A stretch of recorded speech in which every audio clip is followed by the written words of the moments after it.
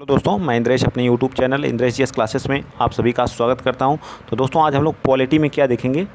Polity में GK GS, polity की GK GS वाली क्लास में हम लोग देखेंगे जो महत्वपूर्ण आपके अनुच्छेद हैं, जो इम्पोर्टेंट है 100% आपकी पेपर में क्या किए जाते हैं, पूछे जाते हैं। ठीक है, उन सभी चीज़ों को हम लोग क्या करेंगे, यहाँ पे कवर करेंगे। ठीक है, भारतीय संविधान के महत्वपूर्ण अनुच्छेद, जो चीज़ें आपको याद नहीं होती हैं उनको आज हम लोग क्या करेंगे, A to Z हम क्या करेंगे, आपको सिखाएंगे। ठीक है, तो आप ज़्यादा से ज़्यादा वीडियो को क्या कर दीजिएगा, या वीडियो री एग्ज़ाम के लिए बहुत ही महत्वपूर्ण क्लास है। ठीक है, वीडियो री एग्ज़ाम वालों के लिए क्या है, बहुत ही महत्वपूर्ण क्लास है, तो इसको छोड़ना नहीं है, सबको देखना है। ठीक है, चलिए स्टार्ट करते हैं।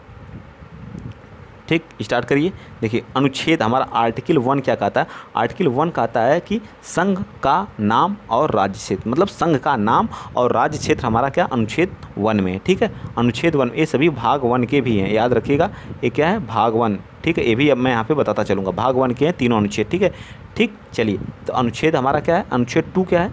अनुच्छेद कहता है नए राज्यों का प्रवेश या स्थापना। जैसे हमारे नए राज्य हो गए, जैसे हमारा सिक्किम राज्य था। ठीक, ये हम सिक्किम हमारा 35वां राज्य बना था। ठीक है, 35वां राज्य पहले क्या था, हमारे भारत का अंग नहीं था। ठीक है, इसको हम लोग क्या करते हैं, 35वां संविधान संशोधन के तहत इसको भारत में क्या करते हैं, यूटी के रूप में क्या करते हैं, मिला लेते हैं। ठीक है, फिर 36वां संविधान संशोधन 1975 के तहत इसको पूर्ण राज्य का क्या किया देता था, दर्जा दे दिया। बाहर से हम राज्यों को अपने देश में शामिल कराते हैं तो आर्टिकल 2 के तहत। ठीक है, और अनुच्छेद 3 के तहत देखिए, अनुच्छेद 3 हमारा क्या कहता है कि नए राज्यों का निर्माण, यानी कि एक राज्य, जैसे हमारा उत्तर प्रदेश था तो उत्तर प्रदेश से कट के हमारा कौन सा राज्य बना, उत्तराखंड बना। ठीक है, उत्तराखंड का निर्माण किया गया। ठीक है, तो निर्माण और वर्तमान राज्यों के क्षेत्र, उनके सीमा और उनके नामों में परिवर्तन हम आर्टिकल 3 के तहत करते हैं। ठीक है, अनुच्छेद 3 के तहत। ठीक, समझ में आ गई चीज़ें कैसे कैसे क्या हो रहा। तो अनुच्छेद 1 आप याद रखेंगे, संघ का नाम और राज्य क्षेत्र। अनुच्छेद 2 आप नए राज्यों का प्रवेश की स्थापना, और 3 में क्या देखेंगे, नए राज्यों का निर्माण। और वर्तमान में लोग कंफ्यूज होते हैं, नए राज्यों का निर्माण। नए राज्यों का निर्माण का मतलब जो हमारे राज्य स्थित है उनको काट करके एक नया राज्य बना। इस नए राज्य का मतलब क्या होता है, इसमें जो बाहर के राज्य होते हैं उनको अपने इंडिया में क्या करना, प्रवेश कराना। ठीक, नेक्स्ट आर्टिकल 5 देखिए क्या करा। संविधान के प्रारंभ के समय नागरिकता, भारत में क्या है, एकल नागरिकता है। ठीक है, एकल नागरिकता, एकल नागरिकता याद रखिएगा। ठीक है, नागरिकता हमारा किस में है, अनुच्छेद 5 में। और एकल नागरिकता हमारे पूरे भारत में स्थित है। डुअल नागरिकता कहाँ है, यूएसए की। एकल नागरिकता का प्रावधान कहाँ से, ब्रिटेन से लिया गया, ये भी याद रखिएगा। ठीक है, और अनुच्छेद 8 बताइए, भारत के बाहर रहने वाले भारतीय उद्भव के कुछ व्यक्तियों के नागरिकता का अधिकार। ठीक है, जो भारत से बाहर रह रहे हैं उनके लिए कुछ नागरिकता का अधिकार की बात करता है हमारा आर्टिकल 8।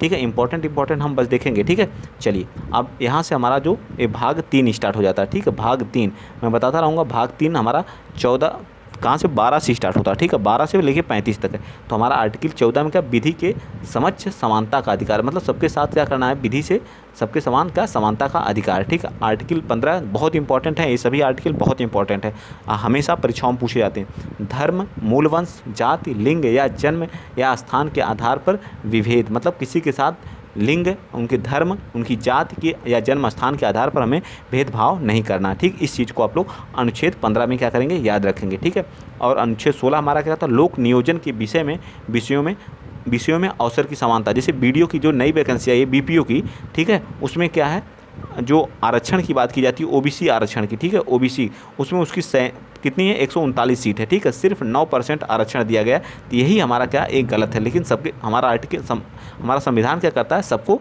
समान अवसर की समानता दी जानी चाहिए। ठीक है, तो यहीं पे गलत किया गया आयोग के द्वारा, जिसको लेकर के लोग कोर्ट, यहाँ वहाँ धरना प्रदर्शन सारी चीज़ें हो रही हैं, और होनी भी चाहिए।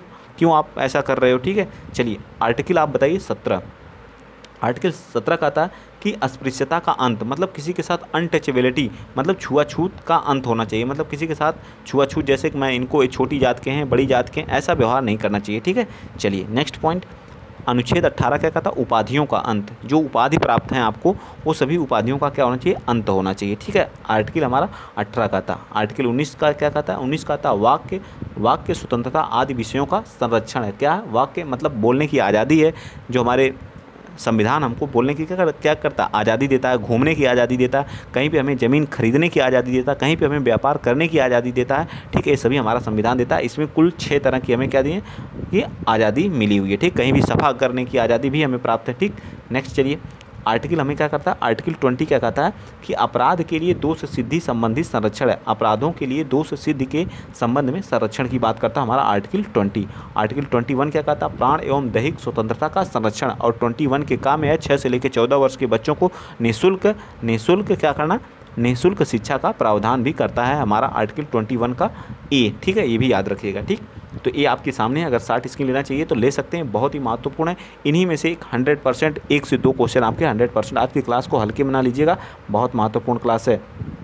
ठीक है, देखिए सभी अनुच्छेद मैं यहाँ पे कवर कराऊंगा। ठीक है, चलिए आर्टिकल हमारा कौन सा 21 का क्या कहता है, तो वीडियो को आप शेयर करते रहिएगा, ज़्यादा से ज़्यादा सब करते रहिएगा, जितना हो सके अपना प्यार और क्या करिए, आशीर्वाद बनाए रखिए। जो लोग मुझसे बड़े हो तो आप आशीर्वाद, और जो मुझसे छोटे हो अपना प्यार बनाए रखिएगा। ठीक है, 21 का क्या कहता है, 6 से 14 वर्ष तक के सभी बच्चों को निःशुल्क शिक्षा का अधिकार। ठीक है, यह इसमें कौन सा संविधान, 6वां संविधान संशोधन के तहत इसको जोड़ा गया था, कब, 2002 में। ठीक है, 2002 में। ठीक, नेक्स्ट चलिए, अनुच्छेद 22 क्या करता है, कुछ दशाओं में गिरफ्तारी और निरोध का संरक्षण क्या करता है, कुछ दशाओं में गिरफ्तारी और निरोध का संरक्षण करता है आर्टिकल 22, याद रखिएगा।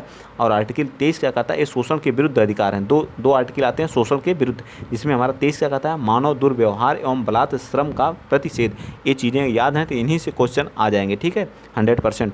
और क्या कहता है, जो दुर्व्यापार एवं बलात् श्रम पर क्या करता है, मानव के साथ आप दुर्व्यापार जिसे उन्हें खरीद फरोख्त की बातें कर रहे हैं तो ये गलत है। ठीक है, क्या है, गलत है। और बलात् श्रम आप बच्चों से क्या कर रहे हैं, श्रम करवा रहे हैं कंपनी में, तो ये भी हमारा क्या निषेध है। 18 साल से कम वर्ष के बच्चे के साथ आप क्या करते हैं, कंपनी में काम नहीं दे सकते हैं। ठीक, अगला आर्टिकल 24 क्या कहता है, कारखानों आदि में बालकों के नियोजन पर प्रतिशोध। ठीक है, ये कह रहा है कारखाने जो हो गए वहाँ पे आप क्या कर सकते हैं, बच्चों का नियोजन नहीं कर सकते हैं। ठीक, अब हमारा क्या गया, धर्म की स्वतंत्रता, ये हमारा क्या, धर्म की स्वतंत्रता की बात करता है आर्टिकल 25। ठीक है, इसका मतलब आर्टिकल 25 क्या कहता है, अंतःकरण की और धर्म के अबाध्य रूप को मानने, आचरण और प्रचार करने के, मतलब आप किसी भी धर्म को मान सकते हैं। ठीक है, आपको कोई रोक टोक नहीं है। ठीक है, और क्या कह रहा है, अनुच्छेद 26 कहता है धार्मिक कार्यों, आप किसी धार्मिक कार्य को के प्रबंध की, यानी कि प्रबंध की स्वतंत्रता है। ठीक है, प्रबंध की स्वतंत्रता है। ठीक, 1 मिनट। ठीक, चलिए देखते हैं आगे हम लोग, अगला स्टेप देखिए। ठीक, तो ये हमारे क्या होते हैं, तो ये हम लोग यहाँ तक देख चुके थे, तीसरा, और ये हम लोग का अनुच्छेद 26 क्या कहता है, धार्मिक कार्यों के प्रबंध की स्वतंत्रता देता है। ठीक है, और अनुच्छेद हमारा जो 29 क्या कहता है, अल्पसंख्यकों के हितों के संरक्षण की बात करता है। ठीक है, अल्पसंख्यक जो होते हैं हमारे, अल्पसंख्यक जो होते हैं, माइनॉरिटी जिनको बोलते हैं, उनके क्या करता है, हितों के संरक्षण की बात करता है। ठीक, और आर्टिकल अनुच्छेद 32 हमारा क्या कहता है, संवैधानिक उपचारों का अधिकार। ठीक है, संवैधानिक उपचारों का अधिकार, इसी को बाबा भीमराव अम्बेडकर ने कहा था संविधान की आत्मा भी कहा था। अनुच्छेद 39 क्या कहता है कि राज्य द्वारा अनुसरणीय कुछ नीति क्या है, कुछ नीति तत्व हमारे। ठीक है, और 39 का कहता है कि समान न्याय तथा निःशुल्क विधिक संरक्षण, मतलब सबको क्या है, समान न्याय और विधिक संरक्षण प्रदान होना चाहिए। ठीक है, समान न्याय की बात करता है। ठीक है, और आर्टिकल अनुच्छेद हमारा 40 कहता है कि ग्राम पंचायत की स्थापना, जो हमारे गांव हैं, ग्रामीण एरिया, वहाँ पे हम क्या करेंगे, ग्राम पंचायत की स्थापना की बात करता है हमारा डीपीएसपी। ये सभी हमारे क्या होते हैं, डीपीएसपी के अंतर्गत आते हैं। और अनुच्छेद 41 कहता है कुछ दशाओं में काम, शिक्षा और लोक सहायता पाने का अधिकार। कुछ दशाओं में क्या करते हैं हम लोग, थोड़ा फास्ट क्योंकि रिवीजन है, आप इसको 1 से 2 बार क्या करिएगा, कवर कर लीजिएगा चीज़ों को, और याद हो जाएंगे। यही अनुच्छेद याद कराने का ही सबसे महत्वपूर्ण तरीका है। ठीक, अनुच्छेद 44 क्या कहता है, अनुच्छेद 44 कहता है नागरिकों के लिए एक समान सिविल संहिता का प्रावधान। जो अनुच्छेद हमारा है 44 क्या कहता है, नागरिकों के लिए एक समान सिविल संहिता। ठीक है, सिविल कोड की बात करता है। तो सिविल कोड सबसे पहले किस राज्य में लागू है, तो हमारे गोवा वाले राज्य में, गोवा वाले बीच में। ठीक है, याद रखिए गोवा में है। और कहाँ पे सेकंड राज्य कौन बनने जा रहा है, उत्तराखंड, अभी यहाँ पे पारित हुआ है, अभी लागू नहीं हुई है। ठीक है, उत्तराखंड। ठीक, नेक्स्ट चलिए, अनुच्छेद 45 क्या कहता है, अनुच्छेद 45 में 6 वर्ष से कम आयु के बच्चों के लिए बाल्यावस्था की देखभाल और शिक्षा का प्रावधान करता है। मतलब आर्टिकल 45 के तहत हम 6 से कम वर्ष के आयु के बच्चों के लिए क्या देखभाल और शिक्षा का प्रावधान करता है। इंपॉर्टेंट है, इसको तो नोट ही कर लीजिएगा, कई बार पूछा हुआ। ठीक है, अनुच्छेद 48 भी इंपॉर्टेंट है। ठीक, सभी इंपॉर्टेंट ही हैं। ठीक, अनुच्छेद 48 कृषि और पशुपालन का संगठन, आप कृषि और पशुपालन के संगठन की बात करता है। और अनुच्छेद 48 का क्या कहता है कि पर्यावरण का संरक्षण, संवर्धन एवं वन्य तथा वन्य जीव की रक्षा, जो हमारे दुधारू पशु होते हैं उनकी क्या करना, हमारा आर्टिकल 48 करता है। और क्या कहता है, पर्यावरण संरक्षण, संवर्धन और वन्य जीवों की रक्षा करता हमारा कौन सा, आर्टिकल ये दोनों याद रख लीजिए, 48 का और 48 पूरा दोनों, ठीक। अनुच्छेद 50 क्या करता है, कार्यपालिका का न्यायपालिका से क्या करता है, हमारा पृथक करता है, हस्तक्षेप नहीं कर सकते हैं, ये दोनों एक दूसरे से क्या है, पृथक हैं। कार्यपालिका हमारी न्यायपालिका से क्या है, अलग है, ठीक है। चलिए आगे चलते हैं। अनुच्छेद कौन सा, अनुच्छेद 51 देख लीजिए, 51, ठीक। बहुत महत्वपूर्ण है सभी अनुच्छेद में। आज लोग बोलते थे अनुच्छेद याद नहीं होता, सारे अनुच्छेद याद हो जाएंगे, 2 बार वीडियो को देखिएगा सभी याद हो जाएंगे। अनुच्छेद 51 क्या कहता है, अनुच्छेद 51 कहता है कि अंतर्राष्ट्रीय शांति सुरक्षा की बात करता है, ठीक है। और अनुच्छेद हमारा 51 का क्या कहता है, यहाँ हमारे मूल कर्तव्य हैं, जो हमारा मूल कर्तव्य कितने थे संविधान में, तो कितने थे, 10 थे पहले, ठीक है। और वर्तमान में कितने हैं, वर्तमान में हमारे मूल कर्तव्यों की संख्या कितनी है, 11 हैं, ठीक है। कितने हैं, 11 हैं, ठीक। चलिए आर्टिकल कितना बताएंगे, अनुच्छेद 52 में हमारा भारत का क्या होगा, एक राष्ट्रपति होगा, ठीक है। भारत का क्या होगा, एक राष्ट्रपति होगा, ठीक है। और अनुच्छेद 55 में क्या कहता है, तो राष्ट्रपति के निर्वाचन की पद्धति क्या होगी, तो निर्वाचन की पद्धति की क्या होती है, इसके जो है लोकसभा और राज्यसभा के सदस्य मिलकर के इसको क्या करते हैं, निर्वाचित करते हैं, ठीक है। क्या करते हैं, निर्वाचित करते हैं, ठीक। नेक्स्ट पॉइंट क्या है, अनुच्छेद 57 में देखिए पुनर्निर्वाचन के लिए पात्रता क्या है। इसमें जो इसके निर्वाचन की पद्धति मैंने बताया था, इसमें लोकसभा प्लस राज्यसभा प्लस विधानसभा, सभी विधानसभाओं के सदस्य प्लस विधानसभा प्लस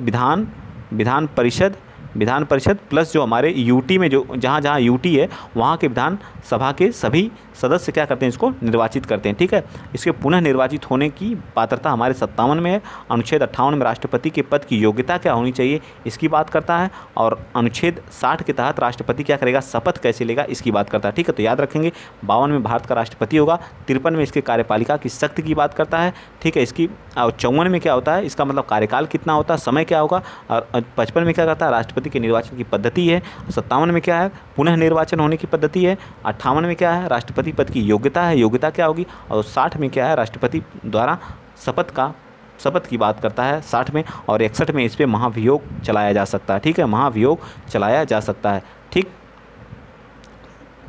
उसके बाद क्या आ जाता है, 62-63 में हमारे क्या आता है, उपराष्ट्रपति आ जाते हैं। 66 में उपराष्ट्रपति के निर्वाचन से संबंधित क्या आ जाते हैं, निर्वाचन संबंधित कार्य आ जाते हैं, ठीक है। इसमें इसको कौन निर्वाचित करता है, तो राज्यसभा प्लस लोकसभा के सदस्यों द्वारा क्या होता है, निर्वाचित होता है, बस इतना याद रखिएगा। आर्टिकल 70 में अन्य आकस्मिकताओं में राष्ट्रपति के कृत्यों का निर्वहन कौन करता है, तो उपराष्ट्रपति करता है, ठीक है। 70 में क्या है, अगर राष्ट्रपति नहीं है तो उपराष्ट्रपति सभी उसके कार्यों का क्या करेगा, निर्वहन करेगा। 72 देख लीजिए, आर्टिकल राष्ट्रपति द्वारा क्षमादान की शक्ति, राष्ट्रपति क्या करता है, किसी के मृत्युदंड को क्या कर सकता है, क्षमा कर सकता है। अनुच्छेद 74 क्या कहता है, राष्ट्रपति को सहायता और सलाह देने के लिए मंत्रिपरिषद का क्या होगा, गठन होगा, ठीक। और अनुच्छेद 76 भारत का महान्यायवादी, ठीक है। इसमें क्या होता है, भारत का महान्यायवादी है, ठीक है, आर्टिकल 76 में। अनुच्छेद 79 में संसद के गठन की बात करता है। हमारी जो संसद है वह, इसमें राज्यसभा, लोकसभा और राष्ट्रपति तीनों मिलकर के हमारी संसद का क्या होता है, निर्माण होता है। अनुच्छेद 80 क्या है, राज्यसभा की संरचना। अनुच्छेद 80 क्या कहता है, राज्यसभा के संरचना स्ट्रक्चर की बात करता है। और अनुच्छेद 81 लोकसभा से संबंधित है, किससे, लोकसभा से संबंधित है, ठीक है। और चलिए टोटल हम लोग 100 तक कर लेते हैं, उसके बाद जो बचेंगे उनको हम लोग कल करेंगे, ठीक है। यही हम लोग क्या करते हैं, जो हम लोग सामने है बनी हुई है इसी को पूरा कवर कर लेते हैं 23 तक, ठीक है, आर्टिकल 23 तक। बताइए, अनुच्छेद 83 में राज्यसभा एक अस्थायी सदन है। और 85 में क्या होगा, संसद सत्र सत्रावसान और विघटन की बात होती है, मतलब संसद का सत्र कैसे चलेगा, उसका सत्रावसान और विघटन कैसे किया जाएगा, ये सभी चीज़ें हमारे क्या हैं, आर्टिकल 85 में दी गई हैं। आर्टिकल 105 में संसद के सदनों की तथा उनके सदस्यों की शक्तियों का विशेषाधिकार की बात करता है। और अनुच्छेद हमारा जो है 108 दोनों सदनों की संयुक्त बैठक की बात करता है, दोनों सदनों की संयुक्त बैठक का बात करता है। और अनुच्छेद 109 धन विधेयक के संबंध में विशेष प्रक्रिया, ये क्या करता है, दोनों सदनों की संयुक्त बैठक, बुलाता कौन है, राष्ट्रपति, इसकी अध्यक्षता कौन करता है, तो अध्यक्ष, लोकसभा का अध्यक्ष करता है, ठीक। 109 में धन विधेयक के संबंध में विशेष प्रक्रिया है। और 110 में क्या है, धन विधेयक की क्या है, परिभाषा है, ठीक है। धन विधेयक कहाँ सबसे पहले कहाँ पेश किया जाता है, तो लोकसभा में पेश किया जाता है। धन विधेयक है या वित्त विधेयक है, इसका निर्णय कौन करता है, तो लोकसभा अध्यक्ष करता है, ठीक। चलिए, अनुच्छेद 12 में हमारा वार्षिक वित्तीय विवरण, जिसको हम बोलते हैं बजट, पूरे जो संविधान हमारा है इसमें कहीं भी बजट शब्द नहीं है, इसका नाम क्या था, वार्षिक वित्तीय विवरण। और अनुच्छेद 123 के तहत अध्यादेश प्रख्याति करने की राष्ट्रपति को शक्ति दी गई। अध्यादेश कौन जारी कर सकता है, तो राष्ट्रपति कर सकता है। देश में मतलब पूरे इंडिया में, और राज्यों में कौन कर सकता, तो राज्यपाल कर सकता है। ठीक है, ये हमारे रहे बहुत ही महत्वपूर्ण। ये सभी जो है, जैसे हमारा धन विधेयक हो गया, ये भी इंपॉर्टेंट है। ठीक है, और संयुक्त बैठक वाला भी इंपॉर्टेंट है। ठीक, और हमारा जो आर्टिकल 112 और आर्टिकल 123 भी बहुत ही महत्वपूर्ण है। ठीक, तो आप लोगों को कैसा लगा वीडियो कमेंट में ज़रूर बताइएगा, और पूरा मैं अनुच्छेद एक एक करके सारी चीज़ें आपको याद करवा दूंगा। ठीक है, तो जैसा भी वीडियो लगा है आप लोग ज़रूर कमेंट में बताइएगा, और इसी तरह की वीडियो पाने के लिए इंद्रेश जीएस क्लासेस को सब्सक्राइब करिए और ज़्यादा से ज़्यादा सपोर्ट करिए। तो जय हिंद, जय भारत।